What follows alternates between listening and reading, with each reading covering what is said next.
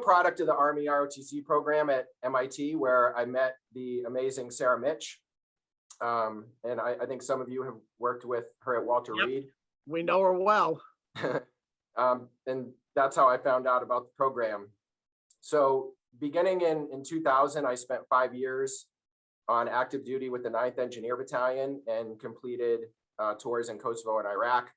I absolutely love my time in the Army and come from a long line of folks who've served in the Army, including my sister, my wife, my dad. But I felt a need to move back to Massachusetts to pursue a civilian career. I also felt a very strong desire to remain in uniform, so I transferred to the Coast Guard Reserve. And since then, I served in 4 units up and down the East Coast. In terms of selecting the industry, this is very much a two-person story. My best friend Dan Leary and I grew up together from the age of 4. When we weren't in school or making trouble with model rockets and potato guns, which is why I became a combat engineer, I worked restoring old houses with my dad, and Dan worked on machinery and learned agriculture at his family's farm. And in the Army, we both had formative experiences during our respective deployments to Iraq and Kuwait. Apart from developing our leadership skills and can-do attitudes, we both took away rather strong feelings that as a great nation, we could and should provide energy solutions at home, rather than relying to the huge extent that we do on foreign energy sources. And, you know, in my view, what's transpiring in Ukraine is, again, very much about oil production, distribution, and the markets that rely on fossil fuels. So, you know, moving on to educating oneself about running a business. While serving in Kuwait, Dan worked toward earning his MBA through UMass's Eisenberg School and wrote his thesis on a residential solar panel installation company. And also, if you think back to 2005, former Vice President Al Gore's documentary, An Inconvenient Truth, was released. And apart from California, which already had a strong solar market, that film really set off early adopters seeking means to implement renewable energy technologies at their homes and businesses. And so with those 4 table legs made, as it were, you know, between the two of us, we needed supporting policy and a market to set the table.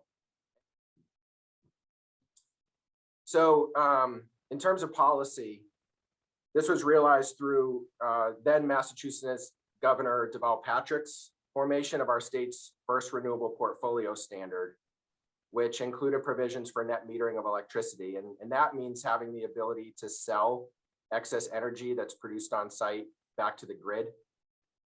It also included cash rebates and tax incentives to help defray the high costs of solar electric modules, the inverters that convert the power, small wind turbines, and solar thermal systems as well for heating domestic hot water.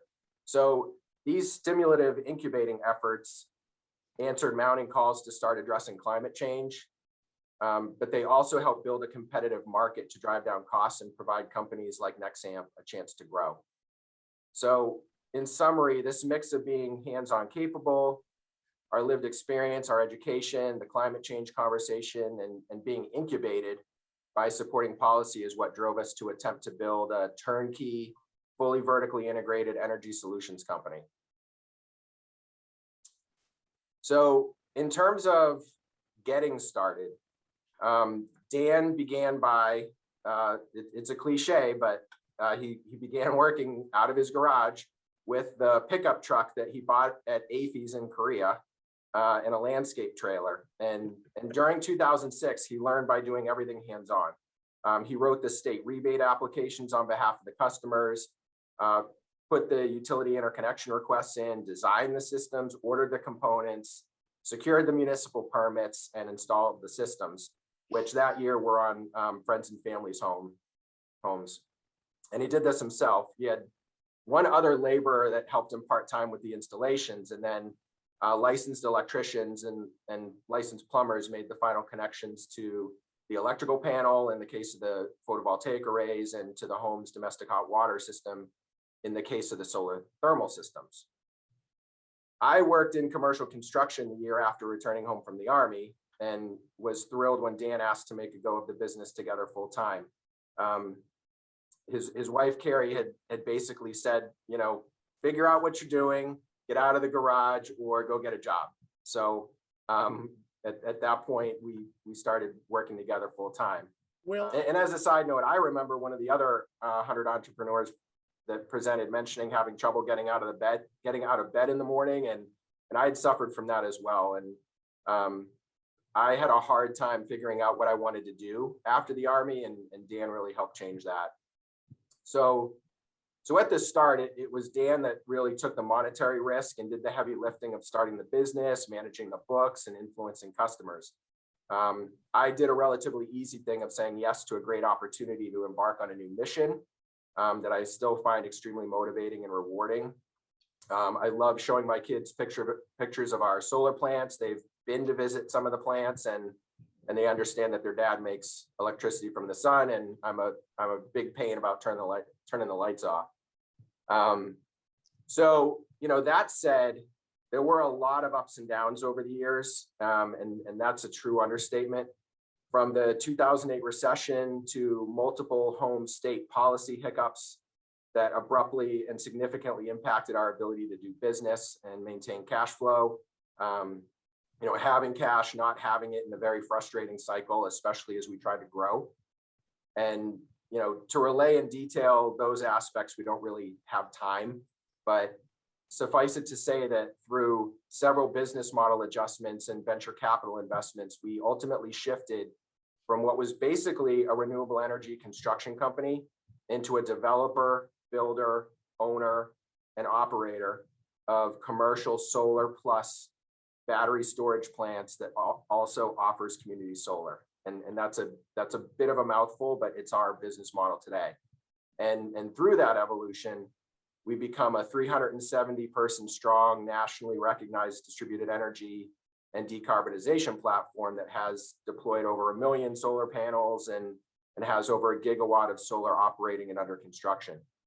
The other thing that's important is that for the first time in history, Americans in the markets we serve have a choice in terms of where they get their energy, while also saving money on their electric bill. And we believe that access to clean energy is a right, not a privilege, and we're committed to making solar power flexible and accessible to everyone. Having rooftop panels remains a big part of the solution to move us away from fossil fuels, but our mission really focuses in on energy equity for middle and low income customers who can't afford to make those investments. So, I wanted to share some lessons learned. So I'll kind of wrap up with 3 of those. And the first one's networking. And, I know that that's going to make some folks roll their eyes because, especially when you're coming out of the military and you may not be with the people you were before, how are you supposed to leverage a network that you don't have yet? And I'll tell you, you can network even if it starts with a friend, a classmate, or a best friend's father-in-law. That's how I got my construction job that I did for a year. 2 examples beyond networking, with my childhood friend. On the one hand, I learned about this opportunity to connect with you all through my ROTC buddy, Sarah. We're still friends today, and I'm seeing her this weekend. And on the other end of the spectrum, when Dan developed another new product out of his garage, this time a new commercial rooftop solar mounting system that we needed because we couldn't buy it in the marketplace, and needed someone to run an entirely new manufacturing company, I thought of my college roommate, Costa Nicolau. And I went down and saw him one day. We went out for lunch and I asked him to quit his financial services consulting job, and he did. And today he's the CEO of PanelClaw, which has roughly 50% of the direct flat roof solar mounting sales in the United States. So networking is important. And keep in touch with your old battle buddies and your roommates, and it's definitely a path. So another thing I wanted to get into was just focusing on the business model. It was all well and good that we wanted to offer all forms of energy and carbon solutions early on, but there were at least two big problems with that. The first was that the renewable technologies available at the time were relatively expensive, and we weren't always cost competitive. We were selling niche products to a niche market that already knew these were elective purchases. Again, the early adopters. And beyond that, we also started integrating geothermal systems for heating and cooling people's homes and tried to compete in the efficient lighting retrofit industry. It got too complicated and we weren't doing everything well. We weren't cost competitive because we took a lot of pride in our installation quality and we didn't have enough customers. So what to do about it? Although the other technologies are great, for our business model, we sunsetted those other product lines over the course of a few years. We shifted away from residential installations entirely and focused solely on commercial. It's okay to revisit your business model from time to time, and it's okay to change based on what you're experiencing in the marketplace and what your customers are asking for. And in terms of a third lesson learned, you got to think about how to build real value in your company, or seek companies with real value to become a part of. This is the hardest one, and it took us years to arrive at in terms of where we are today. Depending on what your business is, it may also require the most capital or other forms of financing. A good 8 years ago now, we realized that although we wanted to be viewed as a renewable energy company, we were really a construction company. And our hearts were in the right place, and we had a particular mission in mind, but we didn't really have any value. And that's when we started figuring out how to own the projects that we were developing and building, rather than solely building for others or developing, building, and selling the large distributed grid serving arrays that you've all seen popping up in recent years. So over the next several years, this enabled us to become an independent power producer with tangible assets and real value. Over time, we've tacked on additional service lines, including community solar and battery energy storage systems, which are really important, again, for energy equity, but also for making the grid work in terms of evening out when wind and solar assets are available, and that's what the battery energy storage systems are for. We've also worked to implement the back-end internal and front-end customer user interfaces to deliver community solar and schedule and dispatch energy from our battery storage systems. This all remains a work in progress, but developing an array of sales and operational infrastructure will help us improve quality of work life for our own staff, but also better meet our customers' needs, deliver energy in new markets, and continue to build Nexamp's value. I'll kind of wrap up just by saying that the renewable energy industry is amazing. It's a great follow-on mission to the military. We need more veterans in it. And it's just a great career, and